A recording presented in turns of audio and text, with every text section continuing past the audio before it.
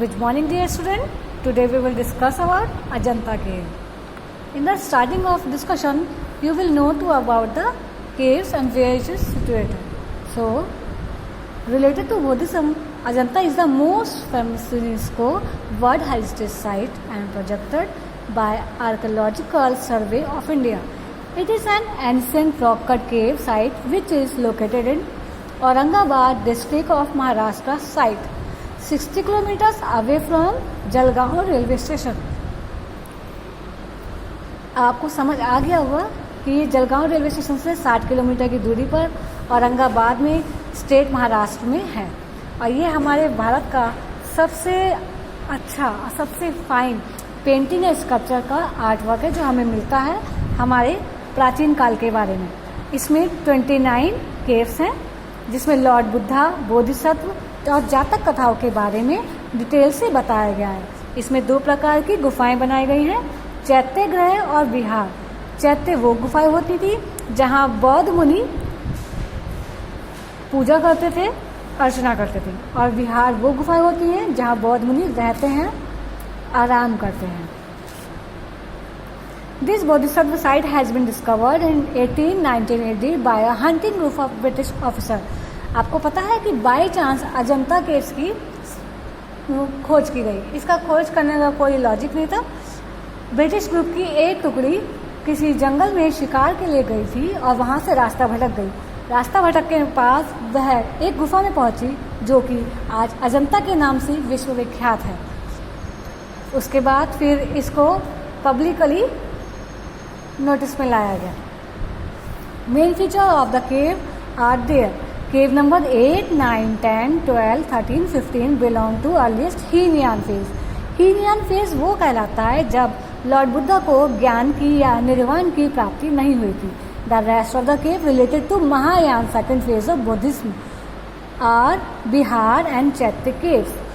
महायान वो कहलाता है जिस समय भगवान बोधिसत्व को ज्ञान की एनलाइटमेंट की प्राप्ति हुई थी. Caves of 1 to 8, 11, 14 and 29 are concerned with Vakatak period constructed from mid of 5th century to early 6th century. Cave number 9, 10, 12, 13, 15 belong to Satavahana period. ये जो केव्स बनाई गई हैं वाकाटक पीरियड और सतवाहन पीरियड में बनाई गई हैं. क्या आपको पता है कि वाकाटक राज्य और सतवाहन राज्य जो थे वो हिंदू थे, पर उन्होंने फिर भी बौद्ध धर्म का पूर्ण तरीके से प्रचार प्रसार किया और उसको गुफाओं के बनने में बहुत अधिक मात्रा में सहयोग करा. Main features of the painting are following. These paintings have a lots of typological variation such as outward projection, rhythmicity in clarity defined lines. Body color gets merged with the outline which create a effect of volume. Colors are limited, no over stylization. किसी भी colour को दूसरे colour पे थोपा नहीं गया है, over stylization नहीं किया गया है. आउटलाइन को इतना क्लीन फाइन वे में यूज़ किया गया है कि वो बॉडी में ही मर्ज हो गई है जिससे 3 डायमेंशन का लुक आता है. The figures are board with heavy projection. Figures को बोर्ड बनाया गया है and events are grouped together according to space and location. हर इवेंट को, हर उनकी जो स्टोरी थी, कथाएं, जातक कथाएं, उनको प्रोजेक्शन के साथ बहुत अच्छे तरीके से स्पेस को यूटिलाइज करके बनाया गया है. Buddha figure in cave number 9, 10 are different from the figures painted during the second phase of 5th and 2nd century AD. 9th और 10th गुफा जो है उसकी बुद्धा की फिगर और गुफा की फिगर से थोड़ी डिफरेंट है. The next stage of development is owed mainly in the painting of cave number 1 to 16 and 17. The painting caves of 1 to are very orderly, naturalistic, well integrated with the sculpture in the cave. It may also be observed that various skin colors are used. बहुत भिक्षुओं ने बहुत अच्छे तरीके से, एकदम refined artist की तरीके से इन गुफाओं में स्किन कलर का यूज़ किया है. स्किन कलर के लिए उन्होंने brown, yellowish brown, greenish yellow, ochre colours को यूज़ करा है. The theme of the painting are the event based on life of Buddha and Jataka and Avdhan.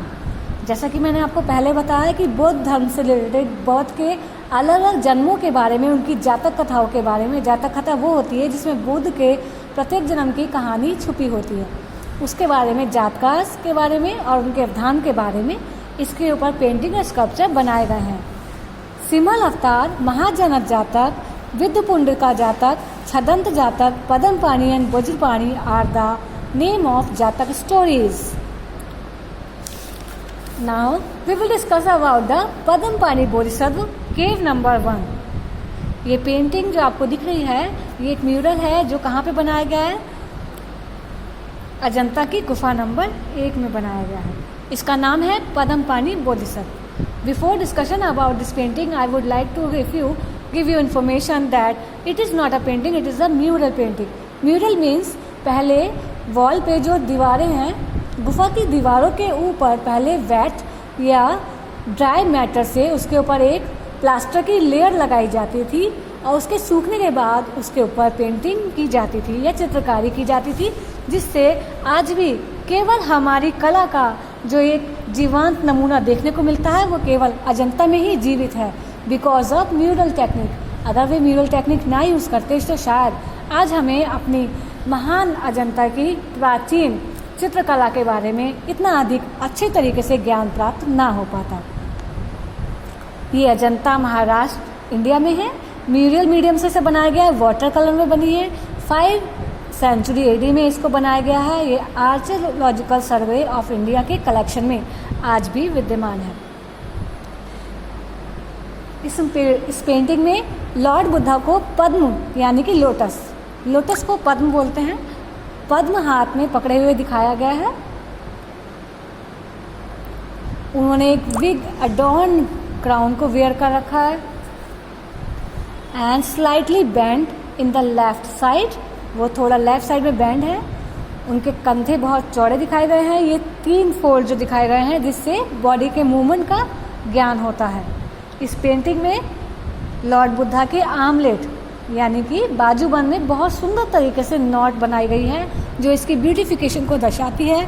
Lord Buddha की आईज हाफली ओपन है जो उनके कामनेस को शो करती है। ही इज इन अ शांत पीसफुल मोमेंट